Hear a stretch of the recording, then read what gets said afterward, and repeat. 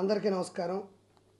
నేను ఇప్పుడు తిరుమల తిరుపతి దేవస్థానం తరపున గోవిందమాల వేసుకున్నాను. గోవింద గోవింద ఆపద మొక్కులవాడ అనాథ రక్షక గోవింద గోవింద.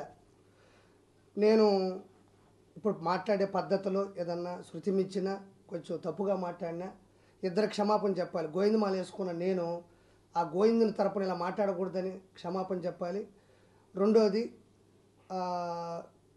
ఏదన్నా చిన్న చిన్న తప్పులు దొరికినప్పుడు కూడా క్షమించమని మనస్ఫూర్తిగా కోరుకుంటున్నాను. నేను ఎందుకు గోవిందమాల వేసుకొని కూడా మాట్లాడాలి అని అందరిని ఎందుకు పిలిపించినానంటే, ఒక రాజకీయం ఎక్కడైనా చరిత్రలో జరిగేటప్పుడు పాత రోజుల్లో కూడా రాజులు వాళ్ళ మధ్యన యుద్ధాలు, గజబలం, అశ్వబలం, దేహబలం ఏదున్నా కూడా ఒక రాజే కొట్టుకునేవాడు. కానీ యువరాణి గొడవలు పెట్టిన సందర్భాలు ఈ ప్రపంచ చరిత్రలో ఈ పుటముల్లో ఎక్కడా కూడా లేవు. అది ఔరంగజేబు కావచ్చు, చాణక్యులు కావచ్చు, విజయనగర సామ్రాజ్యవాదులు కావచ్చు, సంస్కృతి సింధూర నాగరికత కావచ్చు, ఎవరైనా ఒక యుద్ధం మొదలైతే రాజుకి సైనికులకు ఉండేది తప్ప ఆడవాళ్ళ మీద అపవాదము, వివాదాలు తీసుకొచ్చే చరిత్ర ఉండేది కాదు. నాది నెల్లూరు అని గర్వంగా చెప్పుకోవడానికి రీజన్ ఏంటంటే, నాకు నెల్లూరులో హక్కు ఉంటుంది. నెల్లూరులో మాట్లాడే నాకు ఆ స్టామినా ఉంటుంది. నాకు హక్కు పూర్తిగా ఉంది. ఎందుకంటే నేను ఒకప్పటి నెల్లూరు జిల్లాలోని నాయుడుపేట పక్కన ఉండేటువంటి సగుటూరు అనే గ్రామంలో పుట్టాను నేను.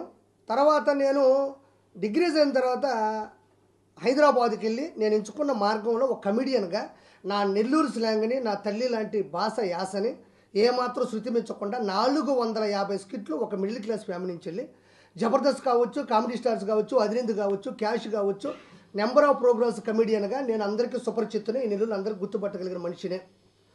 అంటే నా నెల్లూరు మీద ఉండే మక్కువ గురించి చెప్తున్నా. నేనేమి ఎక్కడ పోషగా మాట్లాడిన దాఖలాలు కూడా నా స్కిట్లో ఎక్కడ ఉండవు.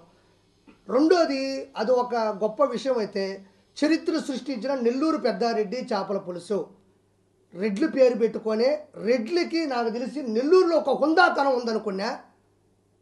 ఒకడి వల్ల ఈరోజు ఆ హుందాతనం నేను కోల్పోయినా. నెల్లూరు పెద్దారెడ్డి అంటే ఎవరయ్యా రెడ్డి, ఎందుకు ఆ రెడ్డి పేరు పెట్టావు? నెల్లూరు పెద్దారెడ్డి కొన్ని కోట్ల బిజినెస్ చేసిన, కొన్ని కోట్ల మందికి మార్గదర్శకమైన 5 కిలోమీటర్ల లైన్లు సృష్టించిన చరిత్ర కూడా ఈరోజు కిరాకార్పేదే.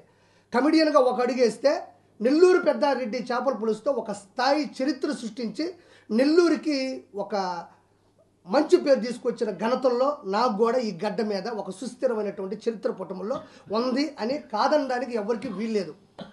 అది ఈరోజు నేను ఫ్రాంచైజీలు తిరుపతిలో ఇచ్చిన, సంగారెడ్డిలో ఇచ్చిన, రేపు విజయవాడలో 2, విశాఖపట్నంలో 5. ఇవన్నీ కూడా నా పేరు బలం కావచ్చు, నా కష్ట బలం కావచ్చు, నా భార్య ఇచ్చిన నాకు ధైర్యం కావచ్చు, నెల్లూరు ప్రజలు ఈ భాష యాస ఇచ్చిన ఒక విశ్లేషిత కూడా కావచ్చు. నెల్లూరు మీద నేను మాట్లాడే హక్కు ఎందుకు ఉందంటే, ఒకటి నెల్లూరు యాసతో ఒక మంచి కమిడియన్ అయితే, రెండోది నెల్లూరు కూర, పురాతనమైనటువంటి నెల్లూరులో ఆడోళ్ళు చేసే నెల్లూరు చేపల పులుసునే నేను నెల్లూరు పెద్దారెడ్డి చేపల పులుసుగా మార్చి ఒక అద్భుతం సృష్టిస్తే, ఈరోజు ఈ నెల్లూరు జిల్లా కాదు కదా, ఈ ప్రపంచంలో ఉండే తెలుగు వాళ్ళు తెలియని వాళ్ళు ఉంటే ఎవరు ఉండరు. మీ మీడియా సపోర్ట్తో కొన్ని కోట్ల వ్యూవర్షిప్ని మూటగట్టుకున్న ఏకైక చరిత్ర ఈ కిరాకార్పి స్వామిదే. నేను ఎందుకు చెప్తానంటే, నెల్లూరులో జరిగే ఏ కార్యక్రమానికైనా మాట్లాడే హక్కు ఎంత పేరు తీసుకొచ్చిన నాకు, నెల్లూరు గడ్డ నమ్ముకున్న నాకు, యాస కావచ్చు, కూర కావచ్చు నమ్ముకున్న నాకు మాట్లాడాలనుకున్నా. నెల్లూరు పెద్దారెడ్డి ఎవరి పెద్దారెడ్డి అంటే, బ్రహ్మానందం గారు పెద్దారెడ్డి అంటుంటే ఆ పెద్దారెడ్డి ఎవరో తెలియదు. ఇప్పుడు నేను చెప్తా. పెద్దారెడ్డి అంటే పెద్ద మనస్తత్వంతో బతికేవని పెద్దారెడ్డి అంటారు.